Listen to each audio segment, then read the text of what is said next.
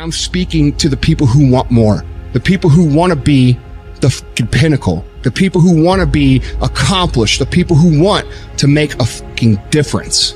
You guys are going to have to go all the fuck in. Make a 100% commitment to give the best effort you've ever given to outwork, out-improve, out-strategize, outlast like never before.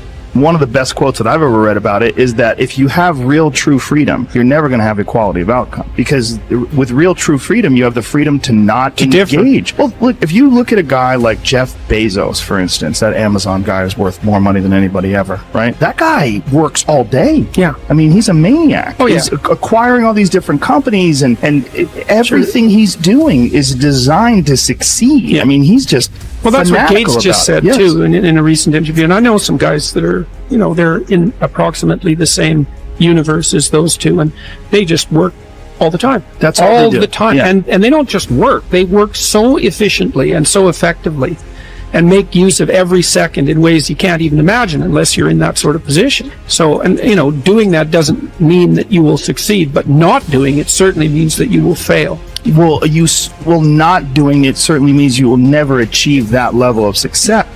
Obsession is wanting something so bad that I go to bed with, I wake up to it, I make whatever sacrifice, I grind, I can't live without it. You gonna get anything, you will have to pay the price. There is a price tag to greatness. You will have to work for every single thing you get.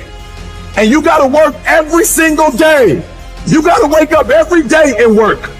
We do not retreat. We do not give up. We do not surrender. And the reason why most of you are not successful is because every single time stuff not going your way, you give up, you quit, you let go, and people feel weakness. They feel it. You can feel when somebody's not committed, when they're not all in, when they're not dedicated. And there's another level you get to when you go all in. Look at your belief system every single day and stick with it. Don't rush the process. Trust the process. Don't rush the process. Trust the process. Don't rush the process. Trust the process. People who do stuff consistently and on time, they surpass people who are talented and gifted. You should never be satisfied with what you got. You should double your business, triple it. If you accomplish something good with hard work, the labor passes quickly, but the good endures. If you do something shameful in pursuit of pleasure, the pleasure passes quickly, but the shame endures. So as you begin to look toward making this your decade, as you begin to look toward making your life different, as you begin to look at yourself, you've got to redefine yourself. Who are you right now? And who must you become in order to create what you want? What has to change about you? What is it that you're doing right now that would be a liability for you? As you begin to look toward the future and take inventory of yourself, what is it about you right now that you've got to leave this behind because this no longer fits? Looking at where you want to go and the kind of person that you must become, the kind of standards that you have for you, what is it that you must do differently? If you want to keep on getting what you're getting, keep on doing what you're doing. It makes sense unless you change your pattern, unless you change the way you're thinking, unless you change your behavior, you're going to continue to produce the results in your life. See, all of us are winners, but some of us are producing results that we don't want. And so all you have to do is look at your game plan, look at your strategy. How is it that you have been being? What is it that you've been doing to produce this? So you're the director, you're the producer, you're writing the script, you're the star of your life. And as you begin to look at your life, you can decide whether or not it's a smash or whether or not it's a flop. That's in your hands. Look at your life, look at where you want to go. Don't worry about your circumstances. Don't worry about your age. I have a friend who's up in age, over 70, and she wanted to build a multi-million-dollar complex. Her name is Dr. Johnny Coleman. Lenders and bankers say, you can't do that, you're too old. She ignored them. That building now stands, ladies and gentlemen, a multi-million-dollar structure. But there are a lot of people who would have listened to that. There are a lot of people that would not have even gotten to that point. They would have talked themselves out of even going down to the bank to ask for it because they've already said no to themselves. See, it's time now. If you want to make this your decade, you've got to start saying yes to your life. You've got to start saying yes to your dreams, yes to your unfolding future, yes to your potential, as opposed to saying no. See, 87% of our self-talk is negative. So you've got to make a conscious, deliberate, determined effort to say yes to your dreams. Why not?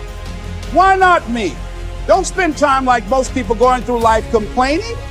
Don't try and get on talk shows and tell everybody how life has done you wrong. Here's what's happening in the audience. 80% don't care. And 50% glad it's you. All right? So when you know that, you don't go around crying, oh, you know what they did to me? Who cares? Get away from me before they come back. Even as the sun doth not wait for prayers and incantations to rise, but shines forth and is welcomed by all, so thou also wait not for clapping of hands and shouts and praise to do thy duty. Nay, do good of thine own accord, and thou wilt be loved like the sun. Above all, remember that the door stands open. Be not more fearful than children, but as they, when they weary of the game, cry, I will play no more. Even so, when thou art in the like case, cry, I will play no more, and depart. But if thou stayest, make no lamentation. If you choose, you are free. If you choose, you need blame no man, accuse no man. All things will be at once according to your mind and according to the mind of God. Withdraw into yourself as far as you can. Associate with those who will make a better man of you. Welcome those who knew yourself and improve. The process is mutual. Men learn while they teach. Limiting one's desires actually helps to cure one of fear. Cease to hope, and you will cease to fear. Widely different as fear and hoping are, the two of them march in unison like a prisoner and the escort he is handcuffed to. Fear keeps pace with hope. Both belong to a mind in suspense, to a mind in a state of anxiety through looking into the future. Both are mainly due to projecting our thoughts far ahead of us instead of adapting ourselves to the present. I have learned to be a friend to myself, great improvement. This indeed, such a one can never be said to be alone, to know that he who is a friend to himself is a friend to all mankind. Wild animals run from the dangers they actually see, and once they have escaped them, worry no more. We, however, are tormented alike by what is past and what is to come. A number of our blessings do us harm, for memory brings back the agony of fear, while foresight brings it on prematurely.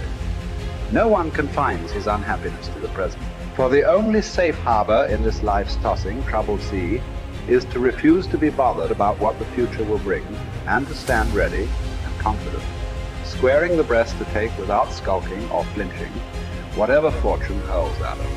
Count your years, and you'll be ashamed to be wanting and working for exactly the same things as you wanted when you were a boy. Of this one thing make sure against your dying day, that your faults die before you do.